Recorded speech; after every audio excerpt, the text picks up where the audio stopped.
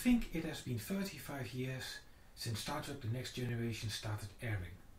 Now, I don't remember myself when it started, as I was only 2 years of age, but I do remember when I first started watching it in the early 90s when I was just a kid.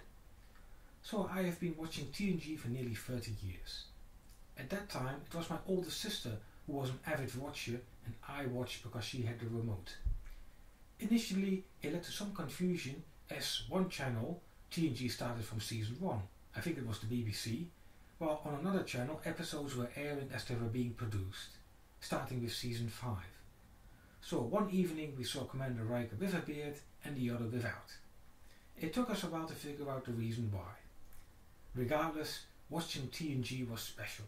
There was no other sci-fi series just like it, with visual effects good enough to support the make-believe you are flying through the galaxy on board the Enterprise D.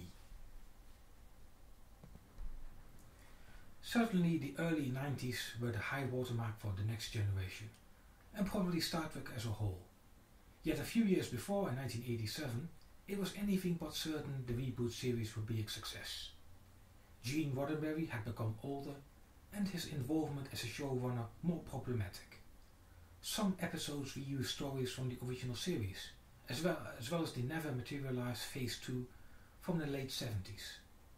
Fans were upset. A fair number of stories were hokey, had poor settings, and then there was this irritating child that acted as a deus ex machina. Critics and fans alike became worried TNG was ripe to be cancelled. Yet season 1 has a fair number of gems as well. Overall, the season is quite solid, and besides some early episodes, I am able to rewatch most of them. The creative staff behind season 1 dared to do things they would later not.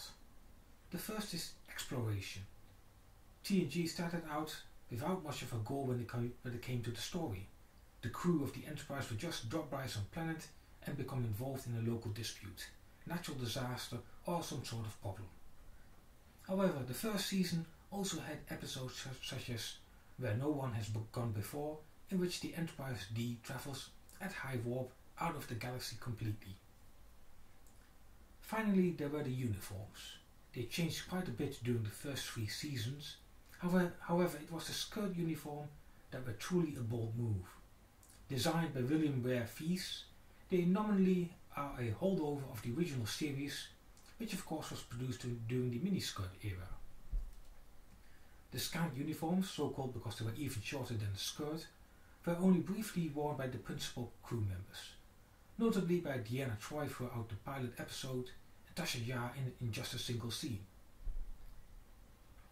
Despite their boldness, there was some derision in that they were very revealing, with actress Marina Sirtis referring to them as her space cheerleader outfit. However, despite that, they were unique in that male crew members also wore them. Plenty of my friends still comment on them when a background actor wears them. After season 1, the scant was quickly phased out. It was, however, an idea way ahead of its time that has surprisingly not been revisited for Strange New Worlds or Discovery, except in some Star Trek shorts. Ultimately, TNG managed to get through its difficult first season. After Gene Roddenberry left and other creative staff left as well, the show managed to find more secure footing. Sadly, one of the principal casts also left. Actress Denise Crosby, who played Tasha Yar, left at the end of season 1, though returned a few times for later episodes on. I've often considered what gave TNG such an appeal to viewers. Compared to later series, it did not devolve into melodrama as often, nor were the characters continuously adversarial such as on Discovery. There has never been a show quite like The Next Generation. One reason is that tastes change over time. Voyager, that started as TNG ended, was way too flashy. It attempted to appeal to too large an audience. While I liked characters such as Seven, it was also an obvious attempt to appeal to the male audience. Enterprise, that came after, continued this trend and seemed far less Trek-like. Only Deep Space Nine felt like a genuine continuation of TNG, even if it was different in its own way.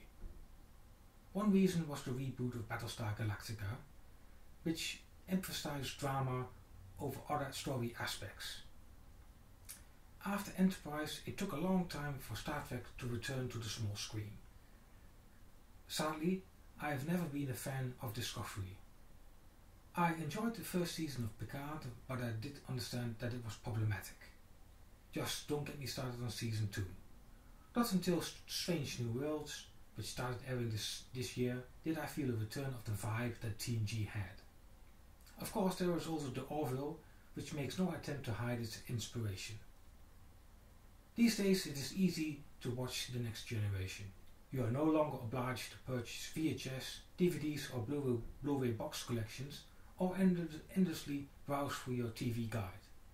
All episodes of TNG are available to view in 1080p with remastered special effects on a variety of platforms such as CBS All Access, Hulu, Amazon Prime and Netflix. I hope you enjoyed this brief remembrance of a fantastic TV series.